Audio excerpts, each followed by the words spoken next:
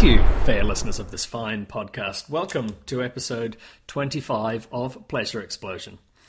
In a more intimate show than usual, this week I have joining me Ashley Hobley. How's it going? John O'Peck. It's your boy. And I am Thomas Marshall. Yes, just the three of us.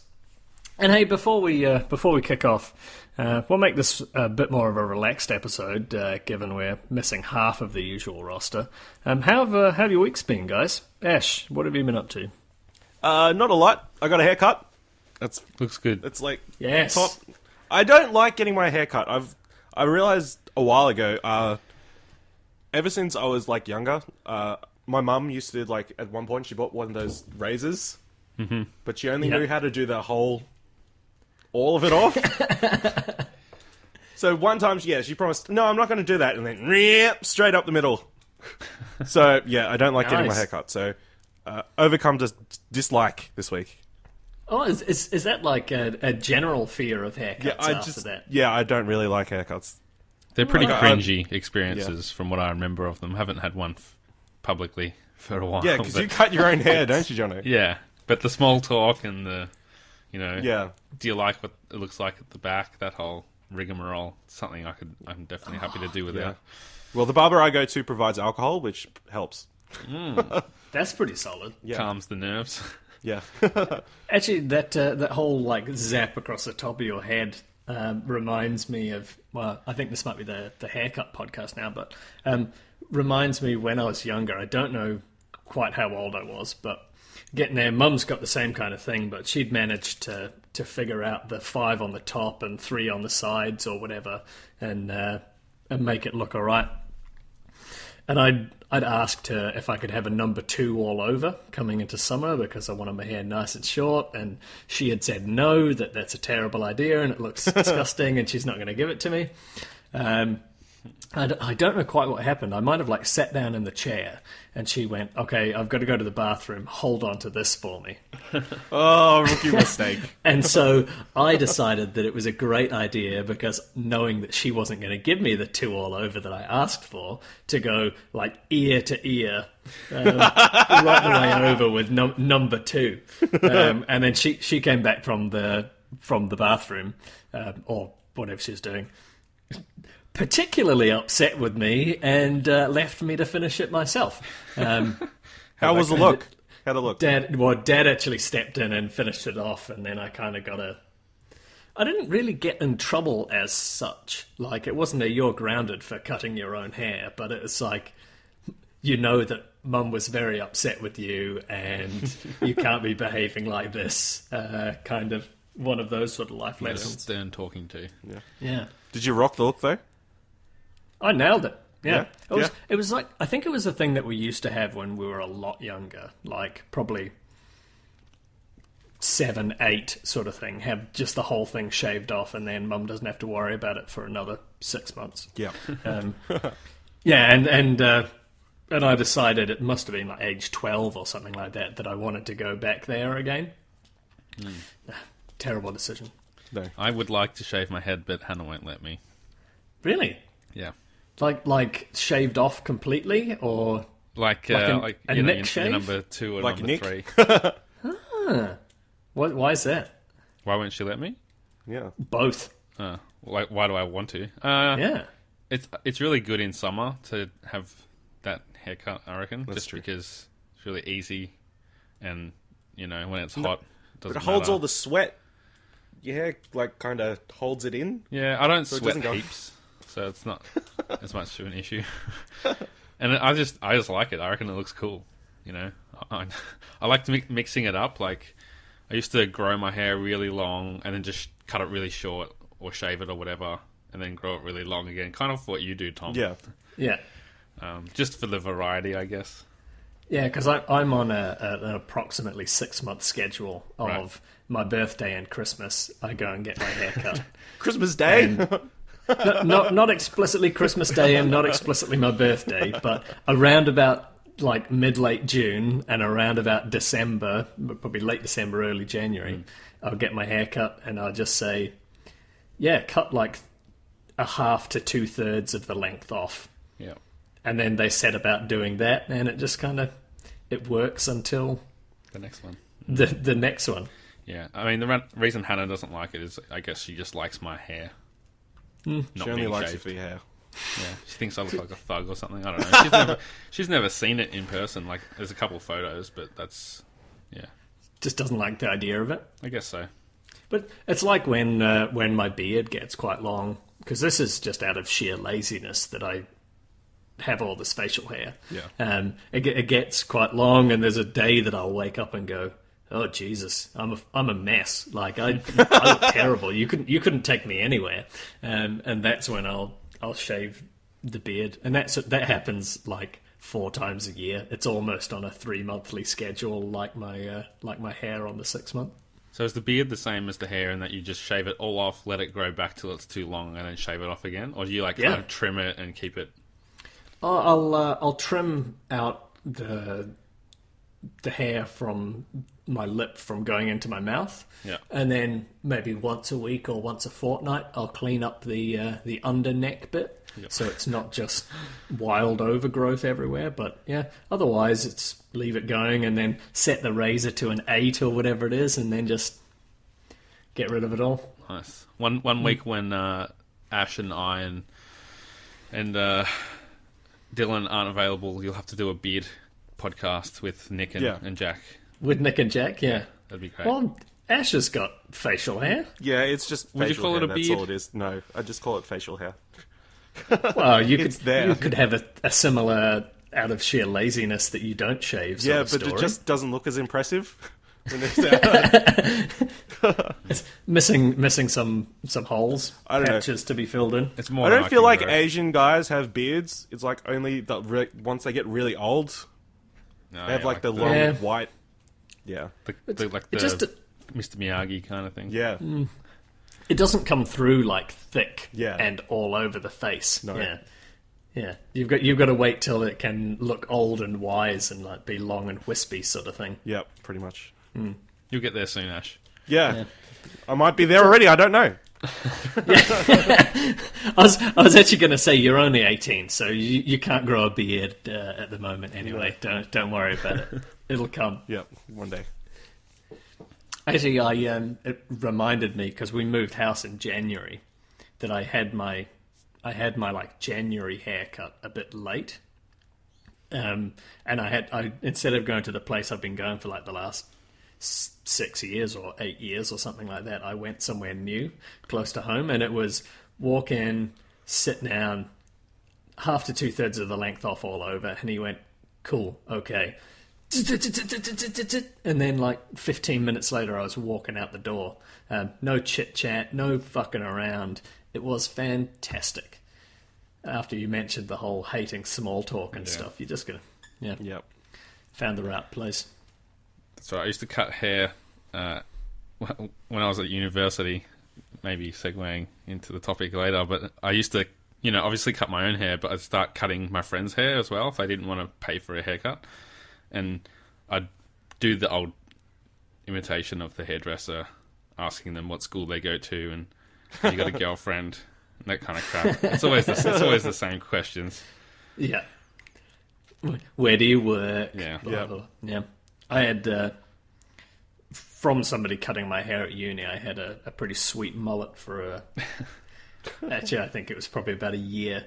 I distinctly remember going to the hairdressers one time and actually getting the mullet cut by the hairdresser after it being done by somebody in the hostel as a bit of a piss take. But yeah, we live with these things. I do. How's your week been, Tom?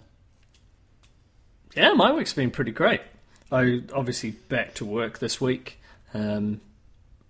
after having basically a whole week off in Rarotonga. And getting ready for the CEO is coming out from LA next week. And we got some presentations about all the work we've been doing. So putting that together, I've been at work kind of 10 hours a day, plus you can't stop thinking about it when you get home. And have managed to squeeze in platinuming Sly Cooper 3. Good work. Honor Among Thieves. Cool. Yeah, Impressive. fun game. The challenges got a bit annoying. Does it hold up? Towards the end. Yeah, I think all three have. I've had a really good time playing them. I've never played them before and didn't think this is old and janky or anything like that, apart from the camera is a little bit odd in that you can kind of get the camera stuck under ledges and in corners kind of awkwardly, but that happens with some games nowadays that they haven't put too much thought into the camera.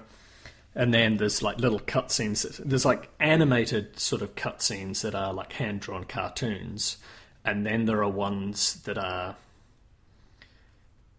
like static cartoons that things talk over, and then there are like animated ones, and the animated ones are just terrible. They're like worse than 420p or whatever it is, like worse than generic TV. It just looks bad, but. Yeah, that's been like 6 weeks of my time on Vita. It's been good fun. Very good. How about yourself, Jono? Yeah, it's been a pretty busy week. I can't remember too much of what I did at this point because this weekend's been even busier, and that's kind of what's filling my head with the extra life, with the affiliation celebration stream yesterday, taking up a lot of time. I went up to Melbourne to stay with Jack and hang out there. We did about 6 hours of streaming. Yeah, celebration indeed. Yeah, so going from like 8 till midnight was pretty. It was really fun, but by the end of it, we were like zonked, and our interactions with the Twitch chat just kind of dropped off for the last 45 minutes. But yeah, a lot of fun. I didn't notice. You didn't notice because you were playing Sly? Well, I didn't notice sarcastically. Oh. Yeah. Okay. There's a few things got thrown in there, and it's just like, oh, here's a one-line response because it's like midnight or probably closer to 1 in the morning at that point. Yeah, it was. But it was a lot of fun, and it was great to see Jack again and meet Sally and young William, and had a lot of fun. They exist. They actually exist. Yeah. They do. I thought you'd stayed up at his house previously. No, that was my first foray into Keysborough. Keithborough. Keysborough. Oh, Keysborough. you've narrowed down the search for Jack. Yeah. Those of you It's a suburb. Trying to find his house. We can bleep that if you want. So. It's in Keysborough and is near a dog that barks a lot. Yeah. Well, I'm editing this episode, and there is absolutely no way that we're going to get a bleep on that. I can tell you that for a fact right now. It's alright. Jack will be fine. Not least because I don't know where to get a bleep, so I would probably just record like a 3-second bleep of my own to overlay. That's easy enough. Which could be fun, but we'll see. You got it on the stream too, didn't you, Ash? Yes. Unsuccessfully for a little bit, but those them the breaks. Got there eventually. Yeah. And I had fun playing Walking Dead Season 1 and then beating Jono comprehensively in AFL Evolution. So Very much so. They are the pieces that I missed, I think. I was sort of in the hangout for most of the morning. Missed out on you guys for... I can't quite remember what. It might have been lunch and early afternoon. Jumped back in for That's You. that's surprisingly good, except it's like really hard to set up, obviously, for people online. Relatively slow paced, but Yeah, I quite that too. enjoyed it. Like I could play a few more games of that. Yeah. It's not it doesn't have the speed to it that Jackbox. the Jackbox does, and it's not as easy to use, but the presentation's a lot better than Jackbox. I'll give it that much. Yeah. Cool. Hey, we'll get into a real topic after. I guess it can be topic B after topic A is haircuts and styles. And Jono did allude to it just a moment ago. And we are the university-educated few of Pleasure Explosion. Explosion Network. Well, Explosion Network, yes. Is Kieran got a university degree? I don't know. I just assumed he hadn't because he's so young. That's true. But How he old does is work Kieran? in IT. He's like... He's like 22? Or maybe just turned 23? Hang on. We'll do some research. Do some research while Yeah. I introduce it, Ash. Yeah. Yeah. So I thought that being a common thread between the three of us, it might be an opportunity to dig a little deeper into that, about our university experience, and maybe reach a point where we're talking about things that we did well and things that perhaps we would do differently if we were to give it a go again, if somehow miraculously becoming 18 and wiser in the ways of the world. Go and kick us off, Jono, with what you studied and where. Sure. So I studied a Bachelor of Arts in majoring in communications, media and journalism, and that was from 2006 to 2008 at Deakin University in Geelong, where I currently live. Is it like an independent uni that just exists there, or is it like Australia-wide kind of thing? There are 3 campuses in Victoria. There's one in Melbourne, one in Warrnambool, where I grew up and did high school, and one in Geelong, which is where I went. But there's also two campuses in Geelong, so I guess technically 4 altogether. Was that just like by proximity that you ended up going there, chose to, or? Well, if it was purely proximity, I would have gone in Warrnambool, where I lived, but Geelong offered the full 3 years of journalism, whereas at the time, journalism, you could only do the first year in Warrnambool, and then you'd have to move to Geelong or Melbourne to do year 2 and 3. No. So that was the choice. I did try to get into Melbourne unis, but the scores to get in were ridiculously high for something like journalism.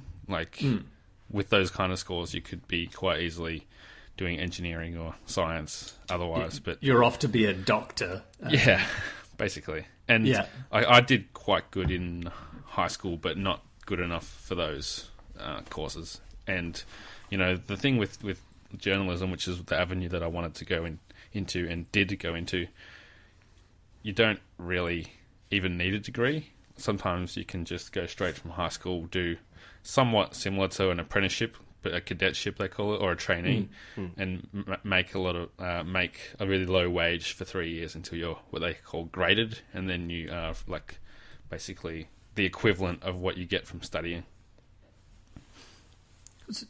Was there a reason you chose to study instead of doing that? Yeah, I Yeah, did have the offer of applying for a cadetship at the time, but I think I just wanted the university experience, and that's something we'll definitely go into. But yeah, I think I enjoyed learning, and I enjoyed the idea of having a degree and experiencing that part of life that many people consider, I guess, a rite of passage into a professional world. And obviously there'll be a lot of people listening to this, and other people on the podcast that haven't gone to uni and they've turned out just fine, or they have tried uni and they glowing review. Oh, you turned out just fine. Yeah, or they did go to uni and maybe they hated it, and or they got a degree and it was useless. So I would never say that university is essential by any stretch, but for me that was something that I wanted to experience, and yeah, that was why I decided to do it. How about yourself, Ash? So, I went to QUT, the Queensland University of Technology, in 2006 and did a Bachelor of Creative Industries interdisciplinary, which included sub-majors in television and journalism and a minor in creative writing. Originally, I applied to try and get into journalism as well, but obviously I just didn't have the high enough OP to get in, so yeah. What's I ended OP? up doing that.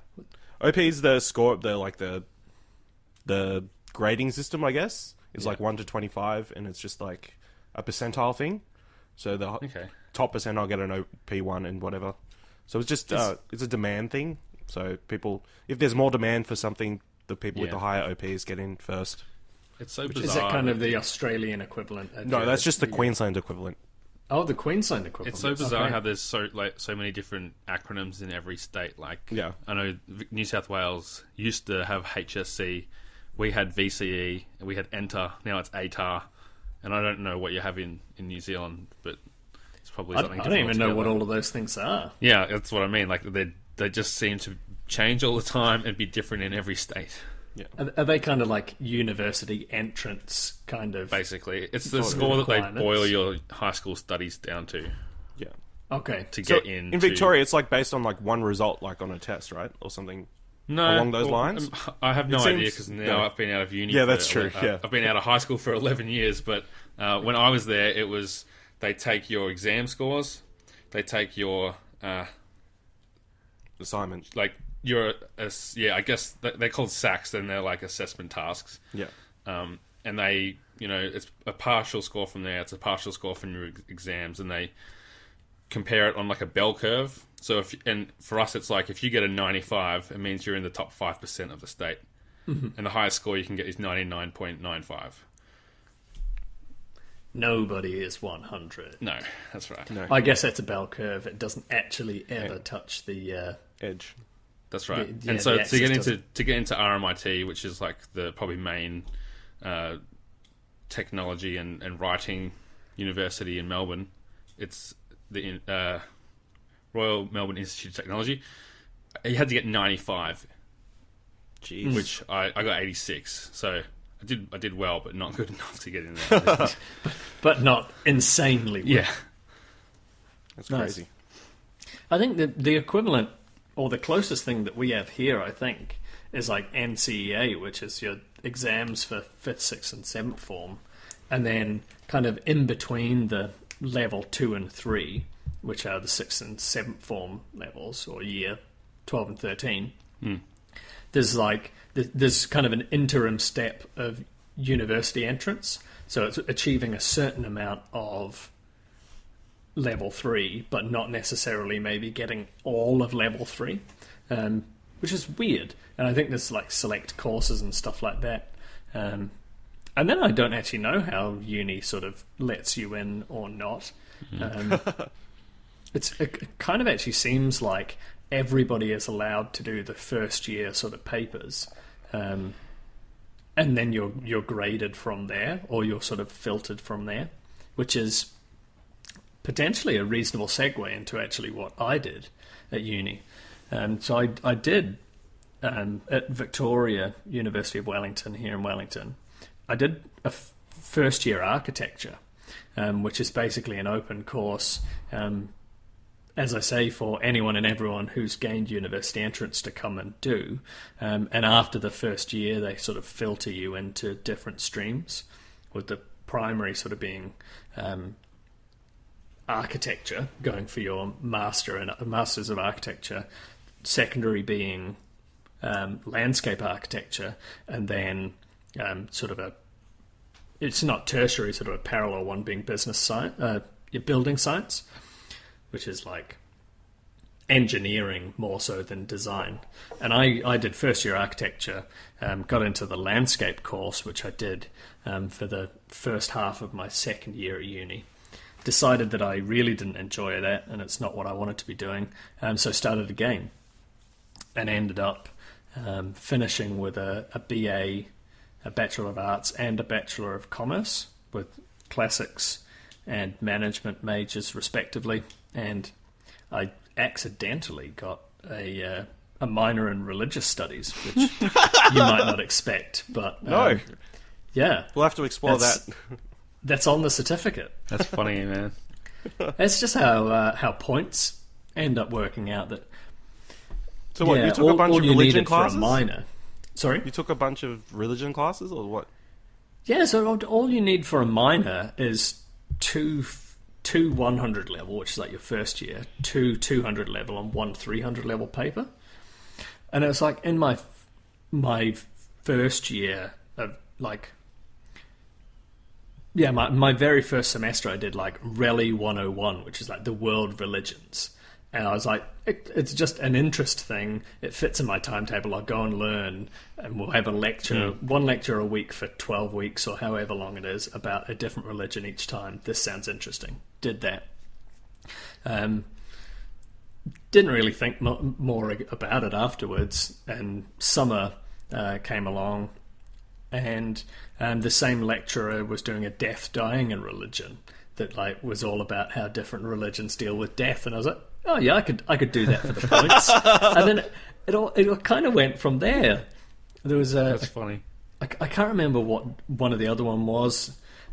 Obviously a third one, and then I did a Religions of India again. Easy point, not necessarily easy points, but points for my degree that worked in my timetable. Loved the lecturer, and then took his next paper that he was doing, and then I sort of through enjoying the lecturers and it fitting in my timetable, had the right number of points. That's great. That's one of the good things about an arts degree is the flexibility to pull different subjects out. And like I did a minor in politics, but then only wanting to do one minor, I figured I would sample as many different subjects as possible just to kind of have a rounded knowledge for journalism. So I ended up doing a PR unit, criminology, sociology. I did a subject called Introduction to Music, which me and two of my friends, we all played guitar, and one of them was particularly like really, really proficient at guitar, and we were kind of there pretending like we didn't know how to play. rocked up with our guitars, and it's like the most basic, people who've never touched an instrument before. Yeah. So that was quite interesting. So did you just act like you're a musical genius who suddenly Yeah. knew how to play?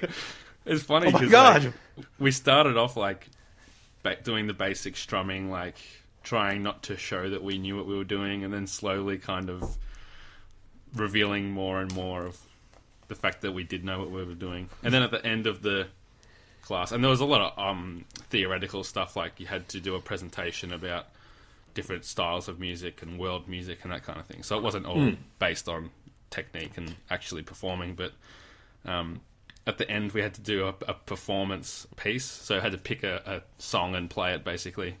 And my friend Bads, he's not going to listen to this, but Bads played this amazing like instrumental, like finger-picked Andy McKee song that if you listen to Andy McKee, it's just like mind-blowing stuff. He played at my wedding even, like that's how good this music is. And the teacher was like, yeah, okay, you know, your timing was a little bit off at one part, but mostly really good. And he's just like, come on, mate. Come on, give me some credit. Oh, brutal. Clearly, like much better than the teacher herself. Yeah. So somebody gets up and just starts doing, I don't know, the equivalent of like Mary Had a Little Lamb on recorder kind of thing. Yeah. Yeah, one of the things we had to do was play the national anthem, like the chords to the national anthem. So pretty basic stuff. So obviously, like, I think we've touched on it before, but you both were interested in journalism? Yeah. Correct. Yes. Nice. And to actually, to avoid going down the career path as opposed to the experience path, I guess, is what we're trying to talk about. Yeah, I think just the general university environment, Johnny, you touched on, it was like a rite of passage that you felt you wanted to experience in your life, I guess, and to the before getting into the professional world. How did you enjoy it, I guess, as generic a question as I can ask? I liked it a lot. Like, a lot of people struggle through classes and reading and getting assignments done, but I genuinely enjoyed learning different things. And there was certain subjects that I didn't feel like they had any practical use. Like a lot of communications classes are just almost like philosophy, like the science of communication. Like that's not that useful to know semiotics and that kind of thing. But I mean, it's useful if you want to sound like an intellectual, but that's not really that important of a skill. Yeah. Like, it's just kind of wanky, I think, talking about discourse and all this crap. But yeah, like in general, I did my readings. I always had my assignments finished on time, and felt that I took something from almost all of my classes. And I got to, as I mentioned, touch on a lot of these different areas, and felt like I learnt a lot about the world, and did like a history unit in studying the Holocaust, and as I mentioned, criminology and policing, and a lot of political subjects that I feel like have like stuff that I still remember now. So as someone that enjoys learning things, it was a really valuable experience for me. And you don't have to pay money and go to a university to learn, but it forces you to. It's a structured environment, obviously, and to actually be able to write a 1,000 or 2,000 word assignment on something, you have to have a depth of understanding about it. And even if you don't, by the end of that assignment, you will have accidentally learned something about it, even if you didn't want to. And even if it's not the topic you've learned, you're always just learning to get better at writing and things like that. It's kind of inherent. That's right. Inherent in the whole experience. And that's one of the things I say about uni. Like, people say it's useless, it's just a piece of paper or whatever. And to me, it tells an employer that I can finish something that I start, and I can complete tasks in the parameters that I'm asked to do them. Even if it's, something that doesn't make sense to me. Like, why do I have to argue this side of this question or the other for an essay when I don't believe it? That's not really important. It's just, can you do what you're asked to do in the time that you're given to do it? Can you do it in a intelligent manner that communicates your point clearly? It doesn't matter what the content is. It just shows that you can complete all these things that you're set out to do over the course of 3 or 4 years. And I think to someone that's looking to hire someone, it tells them that you're not someone that's going to flake out on them. Even if there's someone that's just walked out of high school who could be smarter than you, could have a greater knowledge about the work itself, but they haven't got anything that proves their commitment at that point in their life. What do you think?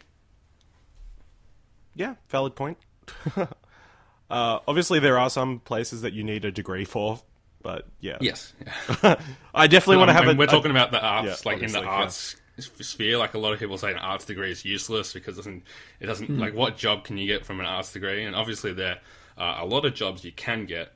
They're not as the path isn't as direct or obvious as they are with, say, studying science or it's not engineering or teaching or medicine or something. But even if it doesn't have if you don't major in something that has a clear career waiting for you, it still shows something that you can do.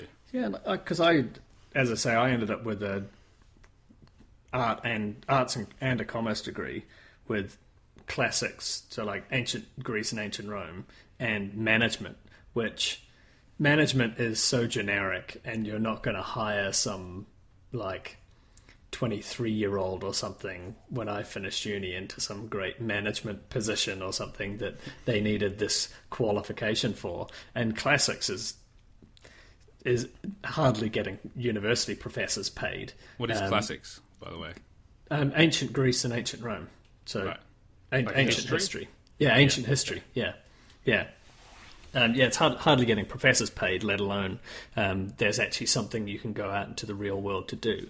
But without having done... so I've ended up in IT with a not at all related degree. But just the progress and the steps that I took, it's being at uni...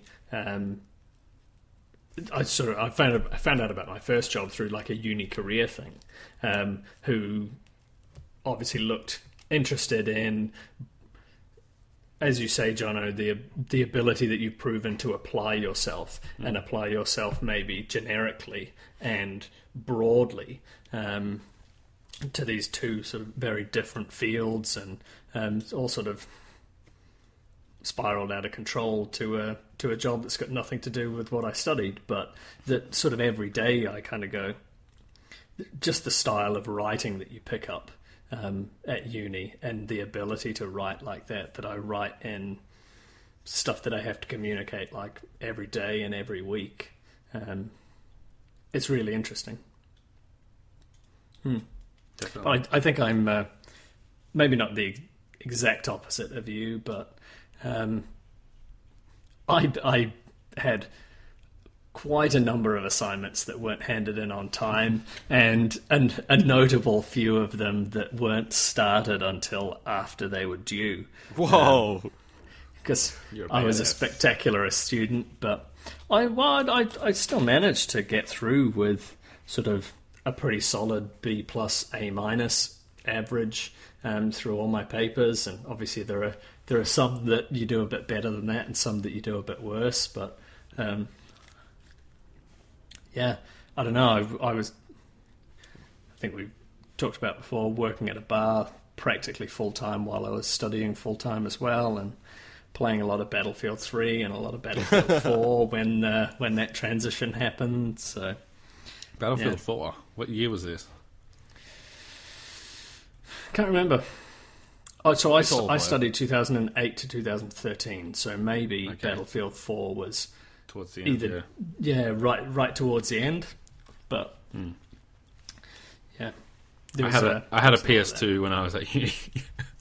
Oh dear. Yeah, that's how Yeah. old I am. Yeah, a lot of Smackdown and This Is Soccer. In my, Nice. I lived on campus, so that was probably a Okay, yeah. huge part of the experience for me, was being amongst people who were literally from all over the country, living together and experiencing life and adulthood together, and that was quite interesting. Learning how to adult. Yeah, basically. Yeah. Learning how we- to not stuff up your life, yeah. Yeah, we didn't have like on-campus residents, but there are like Share houses. university hall house Oh, dorms. around the city. Yeah, so that was my first year in one of those halls of residence, or whatever you want to call them, Sure. where you meet a fantastic bunch of people who are some of my best friends and will continue to be for the rest of my life, that Yeah. you end up living with for living with for years afterwards. I always said to people that living on campus or living on res, it's the only time that you'll be living with people who are the same age as you with common interests until you're in a nursing home. So, pretty big gap in between. Yeah. Make sure to relish the experience. Yeah, basically. It was great though. Like, I could literally like step out of bed and be in the lecture theatre in 3 minutes with my Oh, with my trackies and hoodie on and Yeah. sunglasses because the sunlight was too bright. mine was closer to about, I think, 12 minutes or something to get up the hill to uni, but yeah, it still wasn't particularly long. I hate you both. Mine was like, I was staying at home while I was at uni, so Oh, yeah. it was like an hour and a half trip into the city with public transport. So Shit. You earned Yeah. that degree. I really didn't, because yeah, that was probably my first taste of like freedom, like be able to do what I want anytime I really wanted to. So I probably didn't take uni that seriously in hindsight. Like, I'd skip out on lectures and stuff and just go see movies or stuff, and yeah. So No, I didn't take it particularly seriously at the Yeah. time either. Yeah, I and also think left. I didn't leave till after the due date, but I was definitely leaving it to the last minute. Yeah, that only a couple of times, and I certainly don't recommend it, but No, it is possible to still pass. it is okay. Did- Because at QT yeah. they had like Well, a it's- drop in. It's also quite possible to fail as well. That's true. Which Yeah, at QT Oh, they had yeah. like a drop-in center where you had to drop in your assignments and they'd timestamp Yeah. them and everything, and yeah, yeah, So so you had to get in before night. They closed at like 9 o'clock at night, so otherwise you were screwed. did you fail any or many papers No. by going to skiving off to the movies and all that sort of stuff. No, I managed to maintain a passing grade. I probably failed one assignment that I like left to the last minute and like wrote half a page, which probably Yeah. dropped my mark like significantly. But I was caught up in another like group assignment, which took priority because obviously other people were relying on you. Yeah. I failed my first ever assignment at university, and that was just Dang. because I didn't know how to write a university assignment. You Yeah, it was kind of. They don't teach you, like, they don't say this is how you write an assignment. They just expect you to know how to do Figure it out. and know how to do all the referencing, and like Yeah. that's such a huge part of assignments. And I learnt through failing it and saying, what did I do wrong? And that's, I guess, the difference between high school and uni is the lack of hand holding, which is a good thing, but it's a tough learning curve for people who haven't experienced it before, I guess. Yeah, I remember rocking up to my first lecture. I'm like, oh, they're going to explain everything that's going to happen and whatever. And it's like, nope, just straight into whatever they need to talk about for whatever the criteria Straight is. into assuming that you read the prescribed Reading or whatever, yeah. the readings.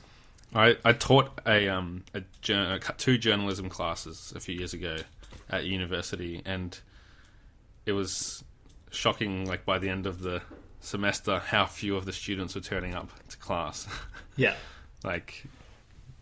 Even when, like, the weeks before assignments were due, you'd get emails asking simple questions that would be covered in the classes, but they just hadn't bothered to turn up. I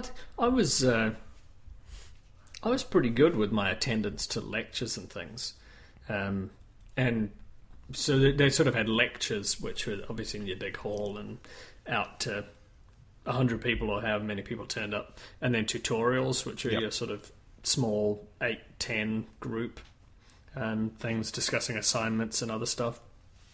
I attended a hell of a lot of that stuff, with the exception, I think, of like the papers that I failed, because I did fail a couple of papers overall, that through one influence or another ended up just not attending anymore, which is pretty bad. I remember, excuse me, I think like accounting. So I never actually failed an assignment that I handed in, but there were assignments where halfway through the semester, Christ knows what happened. Just no, we've missed this one. We're not passing this paper, Thomas. We can just forget that this exists. Stop going to the classes. You don't go to the exam. Take the F and do that paper a second time, which is terrible, but also kind of introduced me to. So the papers that I did that, I think there's at least one, and maybe there were two, that were papers that were mandatory for the Bachelor of Commerce. And so they sort of say, here's, I think, 7 papers that you have to do that then you get to specialize into whichever thing. So you're doing like a statistics paper, and you're doing an accounting paper and a legal paper, that just weren't anything I was interested in doing. So it all sort of went horribly wrong from there. But like trying to learn maths in a lecture environment is really quite hard. So this statistics paper that I did, the first time it was like we would have one lecture a week for the 12 weeks, and every 3 weeks there was a test that you would do, and you'd have to obviously work very hard between the classes to understand what was going on, remember, and be able to apply that in like 3 weeks' time. And then I did the same paper, well, obviously needing to do it, did it during summer, where they compressed the courses to fit a whole bunch of them in the 12 weeks of summer. So I did this, what was usually a 12-week course, in I think the space of 4.5 weeks. So instead of a lecture a week, you were having 2 lectures like back to back and a test the following day that you remember what we talked about yesterday, which made understanding, remembering what you're doing, it's sort of a practical test of were you listening yesterday, as opposed to here's the test of the last 3 weeks. Which I guess is a strange segue into a thing that I would recommend is using your summers for anybody who's thinking about uni or anything like that. Like, it's very easy to just go, oh, sweet, we've now got 4 months off. Let's go and just fuck around and go to the beach because that's what we do when we're 19. But, yeah, I don't regret it, and I would recommend that, like, just pick up a paper or 2 papers during summer, like one side of Christmas and the other side of Christmas, was the way that it sort of worked for me, just for those keeping on top of all the points. I don't think we had that option. Yeah. Didn't you? No, it was just classes or not classes. Yeah. It was like a changed third so much. trimester Like, or whatever, but you could do like a summer trimester, That's like a new to thing. shorten your load. That was a new thing from my uni when I was finishing up the trimester. But like, even looking at how the courses are structured now, everything is online. Like, you don't even have to go to class anymore. Whereas for me, we had to go to class because the only thing you could find online was like the slideshow notes, and if the lecturer wasn't, particularly detailed, it didn't really tell you anything. It made absolutely no fucking sense. And now you can just like watch a webcam of the whole lecture and not even get out of bed. So I think I was like in leaving uni probably at the break point of that, or my last year was kind of, some of the papers had a really shitty webcam version that they would have available like recorded and then online after the lecture, as opposed to it being streamed or anything like that. Yeah, that's right. Yeah. You can listen to it afterwards. Yeah, you can listen to it and maybe watch it in 360p kind of thing afterwards if you really want. Speaking of lecturers, some of the teachers that I had at uni were like so memorable. I'll never forget. They were basically cartoon characters, I had a politics lecturer called Hercules, and Hercules Bantis, his name was. Shout out to Hercules. He hadn't voted for like 12 years, despite being a political, professor. And politically, he needed to be apathetic. unbiased. Yeah, he just hated both sides Equally. basically. Yeah, Wow. like everyone else, I guess. And he refused to pay the fines as well. So Is there a fine for not voting? yeah, we have like a compulsory voting system over here. Wow, I didn't know that. Yeah. Ours isn't. There you go. Didn't We know. have pretty piss poor turnout. Yeah. We just get a lot of donkey votes where people Write something fake in there Oh yeah. because it's anonymous, so get away with whatever. Yeah, once you you've can signed off. You can do whatever you want. But he was hilarious. Like, he'd talk about protesting and like the Formula One at Albert Park because of the environment with his wife, and then later that day he would sneak away from the protest to actually attend the Formula One as a spectator. So yeah, politics. And then I had a criminology lecturer who would literally reference The Simpsons in every single class. Like, he'd say, it's like that episode of The Simpsons where blah blah blah blah blah, without What fail. a champ. Well, you could do that with any class at this point. You could, but he always did, and I always appreciated it. 30 seasons of The Simpsons in. Yeah. Might be more. It was only up to like 18 by that point, actually. Yeah, that's true. Oh, that's right. You went to uni like 20 years ago. 2006 it was. Wow. Yeah. That was a while ago. Did you have any particularly memorable lecturers, Ash? Not necessarily. I do remember one session that we had like a Q&A session with the politician for one of the journalism classes. Happened to be Kevin Rudd, like 2 months before he came opposition leader. And so the lecturer came in to all the tutorials like the day after, and he goes, "Why didn't you ask him if he was going to run for leadership? In case you like broke the story there in that classroom." But yeah, so that's something that always sticks in my mind. Why Obviously, didn't you ask crazy. him, Ash? There was, I didn't even cross my mind. That wasn't where the discussion was going. They were talking about foreign policy and stuff. So. Oh yeah. But yeah, Unfortunate, right? if I could go back in time, I would ask that question. I'd be look so good. But It's crazy. I was like, kind of reminds me, relatively similar, but obviously not a politician. I wrote a paper. I can't remember exactly what it was about, but talking about Fisher and Paykel, the like whiteware, homewares manufacturer. Okay. And it had something to do with like the stock price of Fisher and Paykel, and they do awesome stuff like internationally, blah blah blah blah blah. This is an undervalued New Zealand company, and everybody should really go out and They're buy New stocks Zealand. and this kind of thing. What's that? Is they New Zealand? Fisher and Paykel. Fisher and Paykel. Yeah. Yeah, they're Okay. a New Zealand company. Didn't know that. And the stocks were at like 80 cents or something a piece. And this thing that I've written was all about you're doing yourself a disservice if you're not invested in Fisher and Paykel.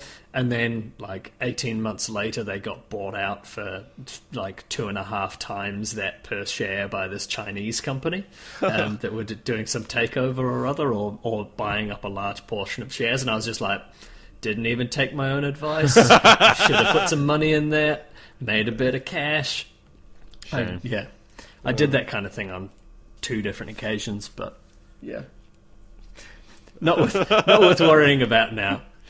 It's kind of like it's almost like, oh, if only I had bought a lotto ticket and chosen the numbers that came out on the draw Saturday night, then of course I would be a millionaire. Yeah. Yeah. Unless you do, you can't really claim that as anything. No. But they'll try. Yeah. Yep. Yeah, you will. Is there anything you guys would do differently if you went maybe not if you went back to uni, because Mature it age. would be very different going at 30-ish. Yeah. As People opposed to do, going though. at 18. If you're Oh, they about do. to start uni, stay away from the elderly students. They're the worst. I'm sorry. Mature The students. mature students. They think they know everything, and they want to let the tutors and the lecturers know that they know everything. Yeah. I'm experienced in life already. Yeah. In my Holocaust subject, there was a guy who was like in his 60s there, Yeah. and he was That's there awkward. for fun. He was there just to ask questions and I'm- learn. Whereas- I've retired. This is something that I'm doing now. basically. He was I one could of the see first myself trolls. doing that. Sorry, life. Ash. He was one of the first real life trolls. You'll now find him on 4chan. But yeah, if you could go back and whisper something in your 18-year-old self's ear. I probably would have started a blog. That's what I would have done as an Yeah. 18-year-old. Oh yeah, And it's somewhat related to my education, because so much of writing and journalism is the actual writing side of it. And as a student, you don't you're obviously doing assignments, but you're not writing news, and you're not finding your own voice in terms of being a writer. So I wish I had got into the habit of doing that and realized that you don't need to have an audience for it to be worthwhile, which is something that obviously I understand now, because so many people have Because we found- do this. Yeah, well, we do. We that's obviously- exactly what I was thinking. We obviously know lots of people who have gotten opportunities through just doing the same thing over and over, whether it's YouTube videos or, a blog or whatever it is. And I wish I had done that back then for music or NBA or something that I was interested in at the time. And I mean, I wouldn't say that I would go back and change it necessarily, because everything I've done has led me here. And I think I've had a pretty good professional life up to this point, and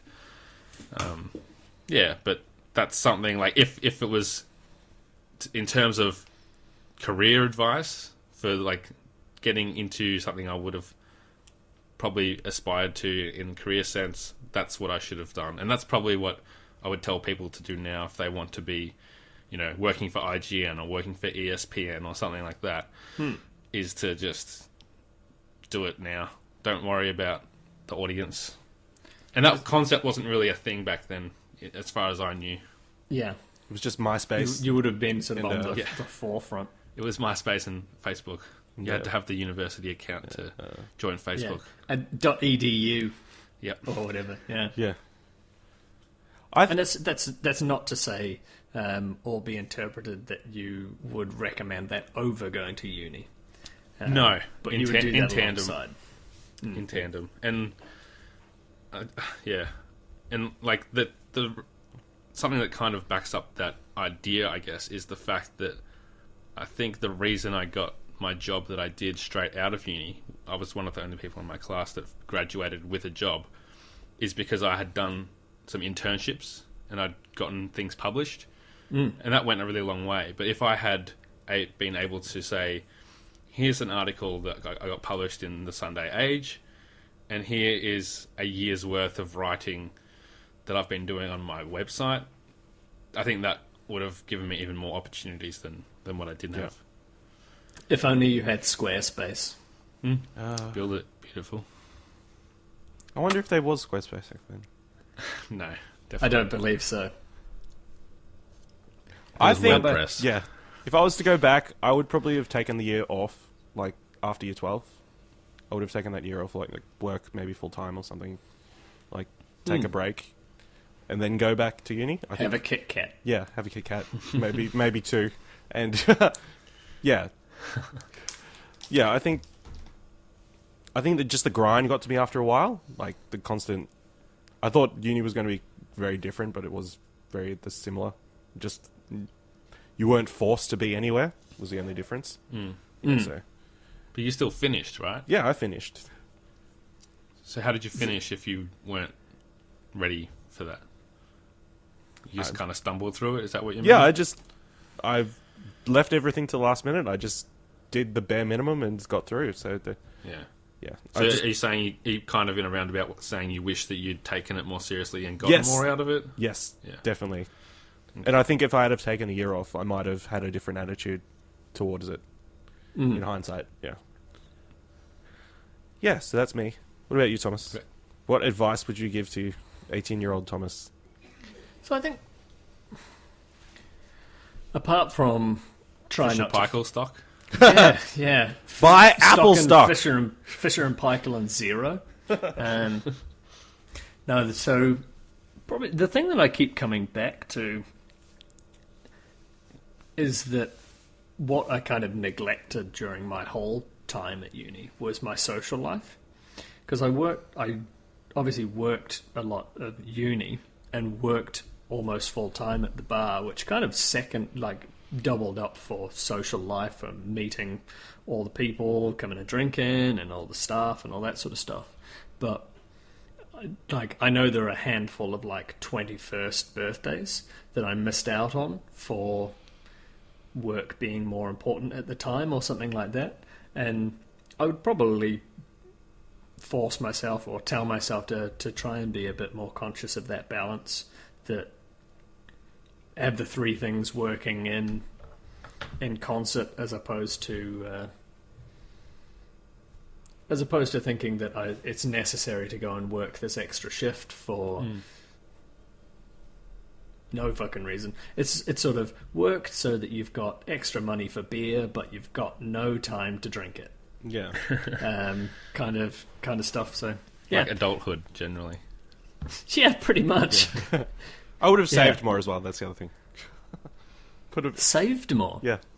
Just more money. Money. Yeah, put it aside. Put some more money aside. Don't spend it all fair enough. straight away. Which is pretty much what I was doing through uni. You've got to do that at some point, though, don't you? Just grow up Oh, faster. jeez. I would probably try and be more conscious about borrowing as well, student loan, because I'm going to be paying that one off for a while. I think I'm nearly done with my Hex. I am about $60,000 off. Wow, that's... Jeez. Wow. It's sizable. Is that because you studied for 5 years? Yeah, it's 5.5 years, and taking a living allowance the whole time as well, Sure. to sort of supplement being able to eat and drink and pay rent and all that sort of stuff. Yeah, it was I think my total bill was just over $80,000, and then they start taking they start taking a percentage out of your wages when you earn over a certain threshold to pay it back. And Yeah, being a journalist, I didn't earn enough money for quite a few years after graduating. But I think I'm down to the last few thousand, so I'll be pretty happy when that's all done. It's like a little mini raise. Yeah, it is. Well, but I don't want to say it's like a substantial raise when I pay mine off, but it's better going to you than going to some $100 a fortnight. loan place. What was that? Sorry, I Ash? said it's better in your pocket than some loan place's pocket. Well, it's back in the government's pocket because you just borrow it straight off the government. Yeah. Awesome. University. University. I had a fantastic time. I will say, all in all, recommend. My final year of uni was really one of the happiest times of my life. Just socially, the friends I had that I still have to this day, and the fun that we had together, and kind of the carefree nature, especially of my last semester. You know, not like once I knew that I had a job lined up. No, that make it was much like, easier. Yeah, I was like, okay, no pressure on these exams, just have to pass. You know, life's going to come at me really fast, but bring it on, I guess. Time to grow up. I'm sure it'll come up in a topic another time, or already has, but I still have the recurring dream of not having enough points to graduate because of failing one paper or another that They're going to retroactively... clearly didn't do, but yeah. Yeah, I have that high school dream all the time. Yeah. I think we've talked about that before, but I think maybe we save it have. for I another wasn't podcast. quite so stable as to have a job. I think they actually do that. I think like they a go whole back... semester out. They can go back through your records and double check that everything was graded properly. And then... Fuck off. This is a real thing. No. I'm pretty But sure. Tom, the job you have doesn't matter. Yeah, it doesn't matter. So if Anyway. they took that degree off you, you'd still be fine. Yeah, that's true. Yeah. You can rest Phew. easy, sleep easy tonight, Tom. I certainly will. I'll be going to bed before 3 a.m. as well, so I will. I'll sleep much better than last night. Hey, thank you very much for joining me and opening up on your university experiences, and thank you everybody for listening to a bit of a jovial start and a slightly deeper second half after we got over talking about our hair.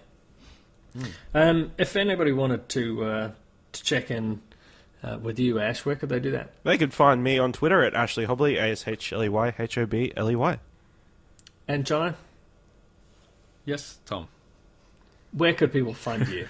Oh, Maybe they have a question about working in journalism for you. yeah, sure. Hit me up on Twitter at Jono himself, Jono. And you can also check out my other podcast, Putting in Work. I have a interview coming up with another journalist from the games media industry. Ooh, foreshadowing. Can we know who it is? It's Tim Biggs from The Age and Sydney Morning Herald. I don't know him. Yeah, exactly. It sounded Sorry. more impressive when he didn't say somebody. No, I'd say that's a get. Yeah. That's good. I was actually like in my head spelling out Jono himself when you started, and you really threw me when you didn't spell himself. People know how to spell himself. I think hope. I know how to spell Jono as well, but You'd just to be be surprised. sure. There's a double N. Throw Sometimes H in there. H thrown in there, yeah. Exactly. Or G. John O. Yeah, Yeah. I don't know fair enough. what the young people is changing, naming babies. G-O-N-O. That's right. Yeah. G-O-H-N silent H-O. Exclamation point. Silent K hyphen O. Upside down exclamation mark. You'd probably have like somebody with an apostrophe in there as well, don't you? Like before the last O. Yeah. Yeah. Like Good. John apostrophe O. Yeah. That would be like my Star Wars name, probably. That'd be like a pain to fill in paperwork, I imagine. Yeah. Tom, where can people find you? They can find me Tom DeBomb 89 TOM DABOM89. Anywhere and everywhere. Great job Still not editing so Jetman. far, Tom. We sound great. Yay! I'm an editor now. Yeah. Oh, update. Kieran doesn't say anywhere on his Facebook about if we went to uni or not. I'm going to assume no, and he didn't get back to me.